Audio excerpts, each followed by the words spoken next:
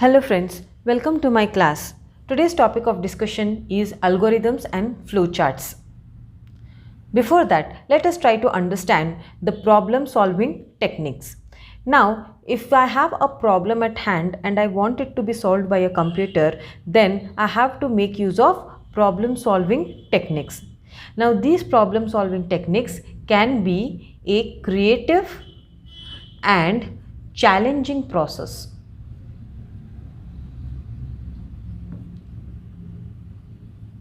Right. So, the main objective of discussing these topics will be to understand the steps involved in solving a particular problem. So, basically there are 10 steps involved in solving a particular problem. Now, suppose we are having a problem at hand. So, what will be the first step is, the very first important step we have to do is problem definition. The very first step we have is problem definition. Now, what is the meaning of problem definition? Definition means you are defining a particular problem in a proper manner. That means by this problem definition, what should be clear? What are the requirements? What are the particular requirements to solve this problem? What should be my input or output operations to be performed? Yes, so these things should be clear whenever you are having problem definition. For example, suppose if I say add two numbers, okay, add two numbers. So this is just one problem. So what I have to do here? I have to perform which operation? Addition operation. And I have to perform on what? I have to perform it on two numbers. Now these two numbers will be the input. Okay, and what will be my output? The output will be my sum produced. Okay, so this kind of problem definition can be given. So what are the requirements? Requirements are we need two numbers. Then what operations we should perform? We should perform addition operations, and then we will be having the desired results. So this is basic meaning of what is a problem definition. Now once my requirements and the operations are clear, the second step I have to do is analyze. Okay, so the second step is to analyze this particular problem. In this analysis step, what we will be doing is we will try to identify what are the data items in that problem. Okay, what are the data items, what are the types of the data, okay, and also the relationships the data have among each other. Apart from this, we will also be knowing about how much memory is required by this particular problem to be solved, how much memory I will require, and how much execution time is required to solve this problem. So these details will be covered in the analysis step. Clear? Now, once my analyzation is done, I have defined my problem, I have analyzed the problem. After analysis, I will get an idea to have a step-by-step procedure to solve the problem. Okay, and this is done with a very important step, that is algorithm. Algorithm is defined as step-by-step procedure to solve a particular problem. Okay, I can say particular problem or task.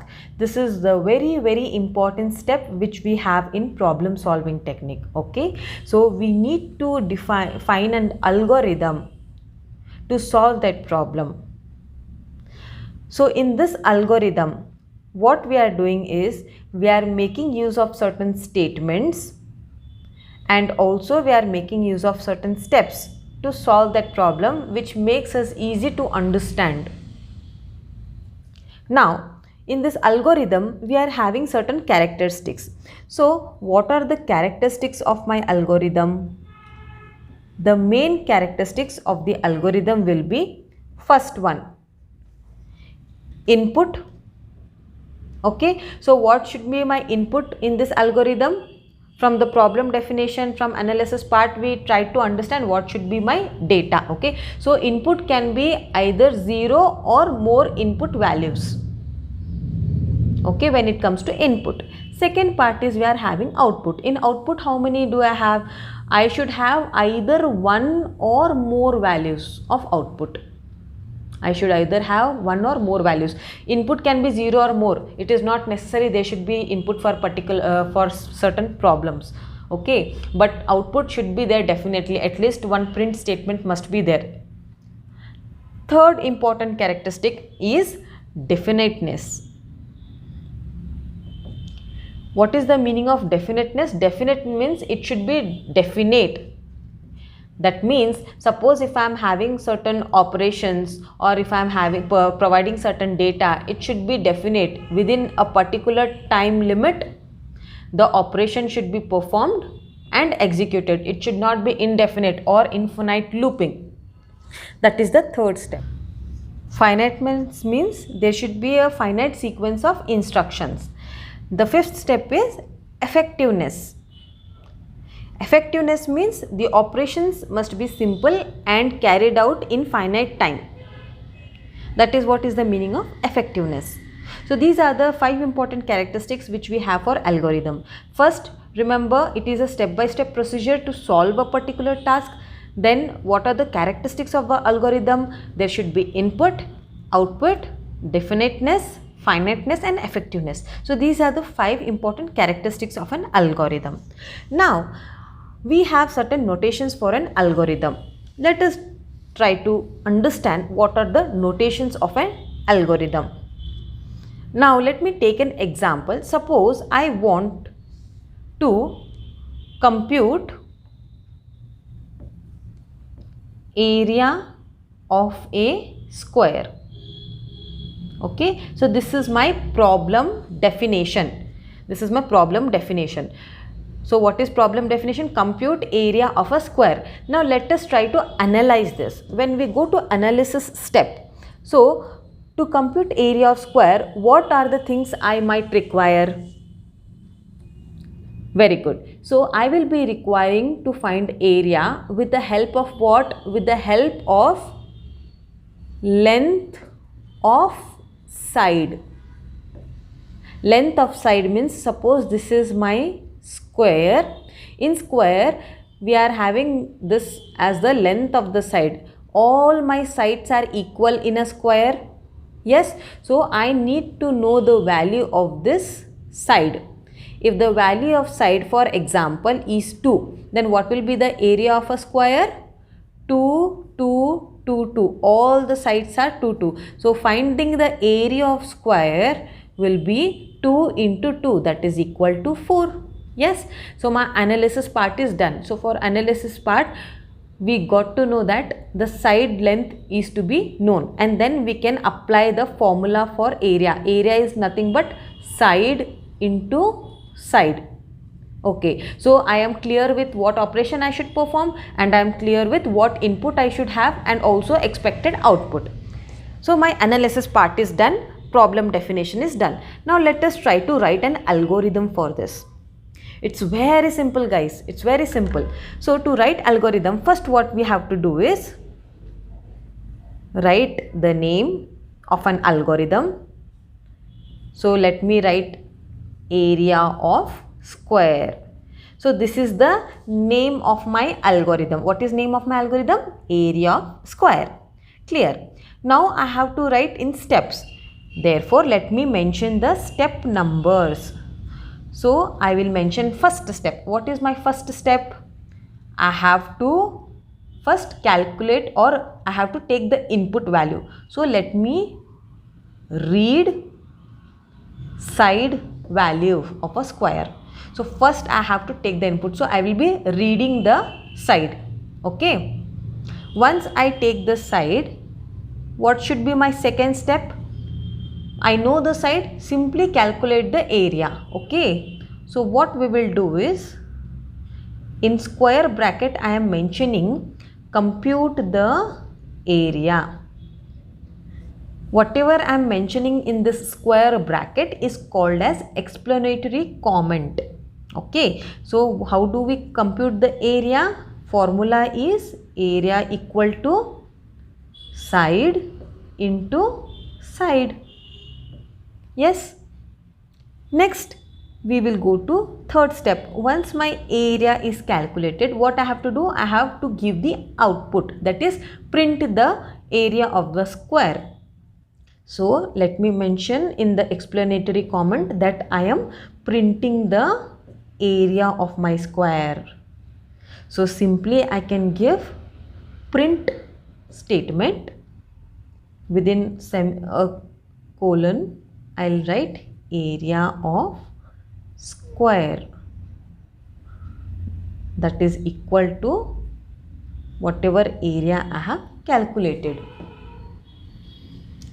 Now, what will be my final step? Always we have discussed that the main characteristic of algorithm, it should be finite, it should be definite, so it should stop after particular amount of time. That is the reason always we have to mention the end of algorithm. How do we mention the end of algorithm? With the help of stop statement. Are the steps to calculate a area of a square. Now, as I have discussed with you the algorithmic notations. So if I say notations for algorithm, there are 4 important notations. First is the name of algorithm. Okay. Then second is the step number. Then I have third one, that is explanatory comment.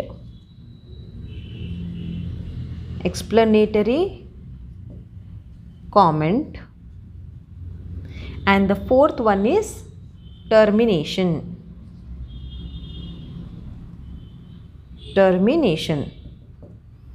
So these are the algorithmic notations.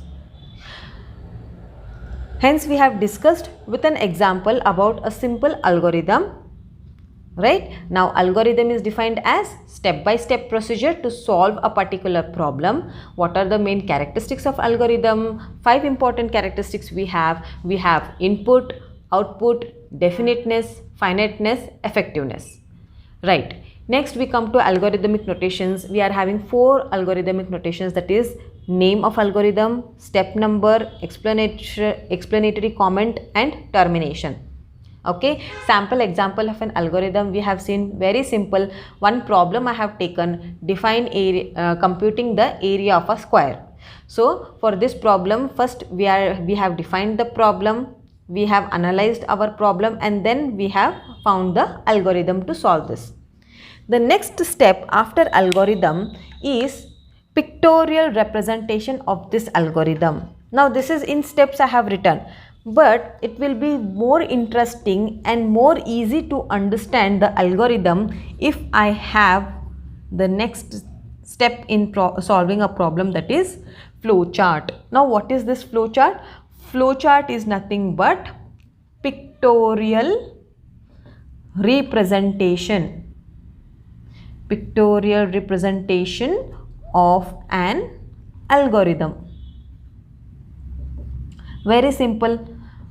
What is my flowchart? It is just a pictorial representation of algorithm.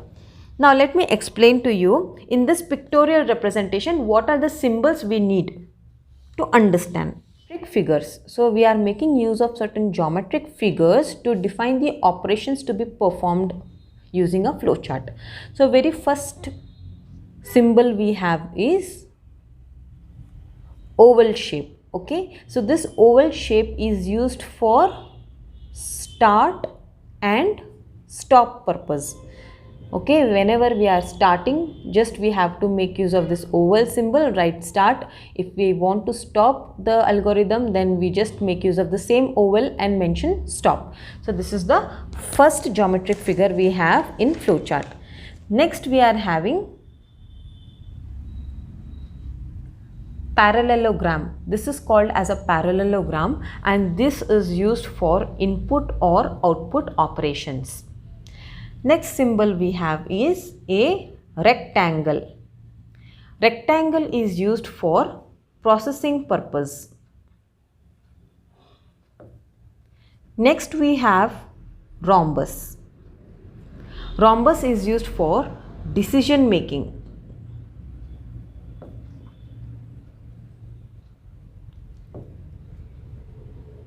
Next we are making use of the arrow symbols, which specifies the connections. Connections in the sense logical connections, after which step which should be performed. So with the help of arrows we can get to know. Next we are having circle. Circle is for continuation purpose. Suppose I am writing my flowchart in one page and that page comes to an end. I want to continue in next page. I can just make of this circle and this will be the continuation to my flowchart. And the last symbol I have is hexagon. Now this hexagon is used for repetition or looping. This is used for repetition or looping purpose. So these are certain symbols which we will be using in our flowchart. One is oval shape to start and stop, parallelogram for input and output, rectangle for processing purpose, rhombus for decision making, arrows for connections, circle for continuation, and hexagon for looping purpose. I hope you will remember these symbols. Now let's take an example and try to understand flowchart. Let us see an example of flowchart. In the previous example, we had seen an algorithm to find area of square. Yes, so we have solved this problem with the help of an algorithm. Now let us try to solve the same problem with a pictorial representation, that is flowchart, using symbol. So initially I have to make use of start symbol in an oval shape.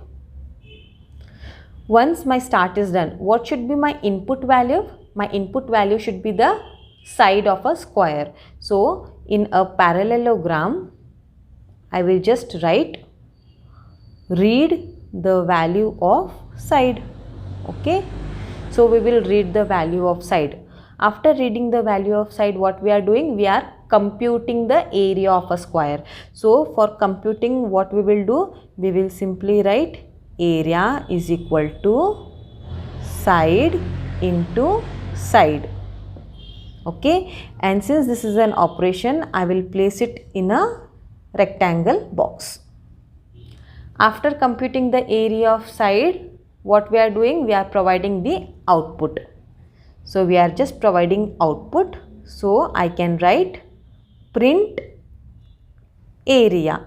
Okay, I will again mention this in a parallelogram since this is an output result. So my output is done. Then simply what I will do is I will stop my algorithm. Place it in a oval shape. Simple. So this is a flowchart for my previous algorithm which we had created. Okay, so if you see this flowchart, you can get to know it is very easy to understand. Suppose there is area of a square, just read start, read the side, we can find the area, then we can just print and stop. So this pictorial representation gives a very clear idea to solve the problem. Now our flowchart is done. After flowchart, the next step we have is pseudocode.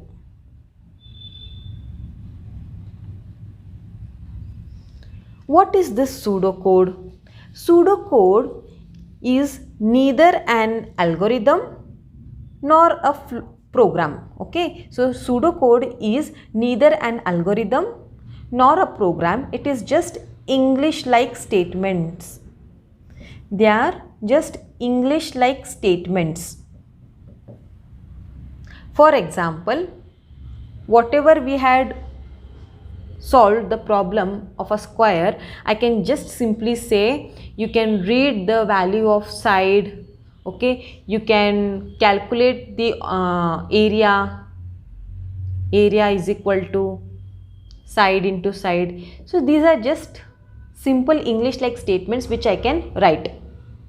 Okay. So this is about pseudocode. Algorithm, flowchart and pseudocode. These are the three steps which are the main important steps to solve a problem. Once we are thorough with finding an algorithm, flowchart and writing just a pseudocode, that is English like statements for our understanding purpose, then we are fully ready to solve the problem. Now once we are ready to solve the problem, what is my next important step? Coding. Because you can get the method or you can get the techniques to solve with the help of algorithm, flowchart and pseudocode, but in real the computer will not execute your algorithm or flowchart. What your computer is executing? Your computer will finally execute the code, right? So that is what we require, coding. So in coding, what we are using? We are making use of programming language. We are making use of a programming language for this coding purpose. Now once my code is ready, the seventh step I have to do is to run my program. Okay, I have to run the program. What is running the program? Running means I have to execute it. So execution takes place in this step. Program it. After your program is ready, then you have to execute it. Execute means what happens here? In execution step, whatever the piece of code you are writing, okay, that will be loaded in the memory of a computer. It will be loaded in the memory of the computer. Then it will perform the operations and provide it to the output. Okay. So this is the code which you have written. This will go to my memory, it will process it and provide me the output on the screen. So this is the execution step of your program. Now once my execution is done, next, eighth step will be debugging. What is the meaning of debugging? Debugging means we will find out whether my program is having errors or not. So finding of errors takes place in debugging steps. In finding the errors also, we are having three types of errors which we can get. We can get either syntax errors, we can get logical errors, or we can get runtime errors. So we can have either syntax errors, logical errors or runtime errors. There are three types of errors and we can also fix them. It is easy to fix the syntax errors because it will be shown in my display if there are syntax errors. If there are logical errors, then it is difficult to spot out because your code will run but it will not provide you the desired results.